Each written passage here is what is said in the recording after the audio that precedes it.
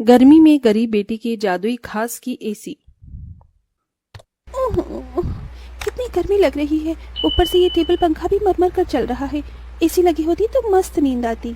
तभी पंखा चलते चलते जोरदार आवाज करके बंद हो जाता है, जिसकी आवाज से गरीब सत्यकाम का परिवार जाग जाता है। अजी ये इतनी तेज आवाज कैसी थी?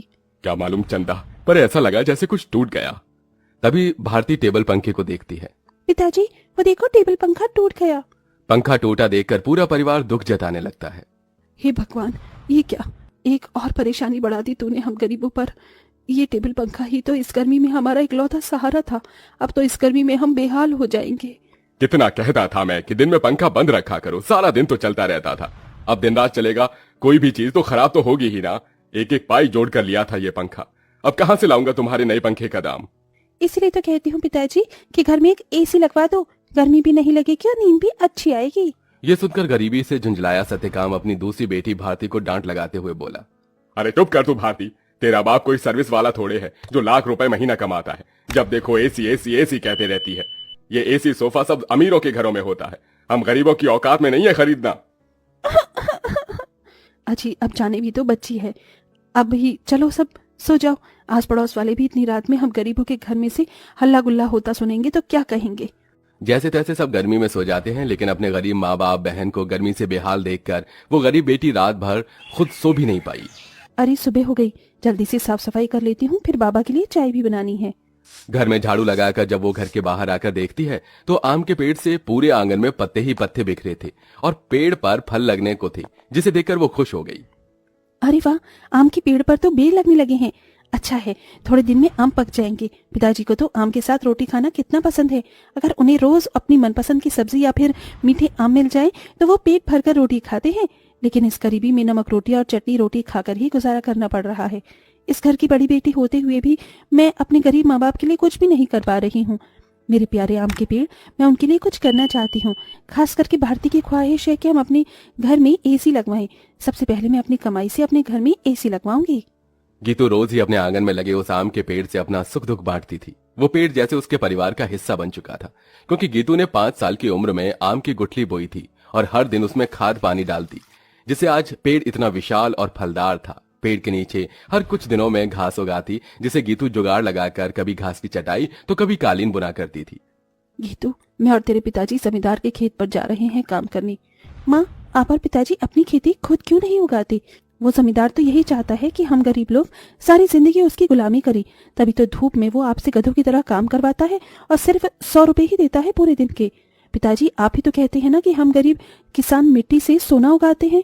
हाँ बेटिया, लेकिन एक गरीब के लिए 2 रोटी कमाना रोज की कठिन चुनौती होती है, जिसे पार करना पड़ता है। सत्यकाम और चंदा चिलचिलाती कड़ी धूप और गर्मी में खेत पर आते हैं, जहाँ जमींदार ठाठ से कुर्सी पर बैठा था और नौकर छतरी लिए खड़ा था।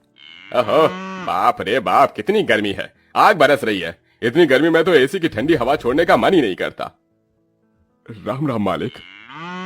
अरे भाड़ में गया तेरा राम राम, यहाँ गर्मी से मेरा कचूमर निकला जा रहा है। कहाँ मर रहा था? हाँ, अब तक कहाँ मर रहा था? चलो दोनों मियाँ बीबी खेत जोतने में लग जाओ, उठाओ हल। जी मालिक। बेचारे दोनों कड़ी धूप में उतनी बड़ी जमीन में हल जोतते हैं, उनके माथे से टप टप पसीना बहता जाता है। अजी शाम हो गई, आज तो मालिक दिहाड़ी देने के डर से आए ही नहीं। उनकी हवेली चलकर मांग लेते हैं। पंखा ठीक भी तो कराना है, वरना गर्मी में गुजारा नहीं होगा। दोनों जमींदार के घर आते हैं, जहां जमींदार पांव पसारे एसी की चिल्ड ठंडी ठंडी हवा खा रहा था। ओहो, क्या मजा आ रहा है। एसी में भैया मजा बहुत है। अरे सत्यकाम, तू यहाँ? जी मालिक, पैसे दे दीजिए। ये पकड़ 200 और चल दफा हो जा। इसी तरह दिन गुजरते हैं। दोनों मियाँ बीवी जो भी कमा कर लाते अपनी गरीब बेटी के हाथों में रख देते, जिससे बहुत ही समझदारी से गीतू घर चलाती और उसमें से कुछ बचा भी लेती। 100, 200, 300, 350, 400, 410, 420, 30, कुल मिलाकर मेरे पास अभी तक ये 700-800 रुपए ही इकट्ठे हुए हैं। इतने में एसी कहाँ से आएगी? अगर मैं किश्त बंधवाकर भी एसी ले आऊं तो फिर मैं कैसे किश्त भरूंगी?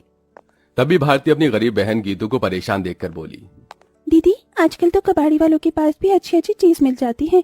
अमीर लोग तो नया खरीद लाते हैं और महंगी चीज भी बेच देते हैं। हाँ, ये ठीक रहेगा, मैं कबाड़ी में से कोई एसी उठा लाती हूँ। गीतू एसी खरीदने कबाड़ी की दुकान पर चली आई। भैया जी मुझे कोई सस्ती एसी दिखाइए।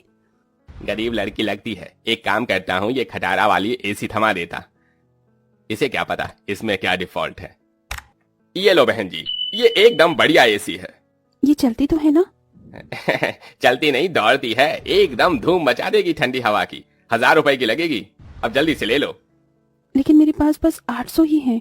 चलेगा चलेगा, दे दो। गीतू खुशी से वो एसी घर लाकर सबको चलाकर दिखाती है। माँ पिताजी देखो, आपकी गरीब बेटी एसी खरीद कर लाई है 800 में। अब हमें गर्मी में नहीं सोना पड़ेगा। मगर ये चल क्यों नहीं रही? 800 में कोई एसी देता है भला क्या? पैसे फंसा कर आई है जाकर। सब मुंह बनाकर सो जाते हैं और गीतू पेड़ के पास आकर रोने लगी। मेरे प्यारे आम के पेड़, वो कबाड़ी वाला मुझ गरीब के पैसे खा गया। ये एसी चल भी नहीं रही। मुश्किल से 1-1 रुपया इकट्ठा किया था। गीतू को रोते देखकर पेड़ बोलने लग जाता है। गीतू, तुम रो रही हो?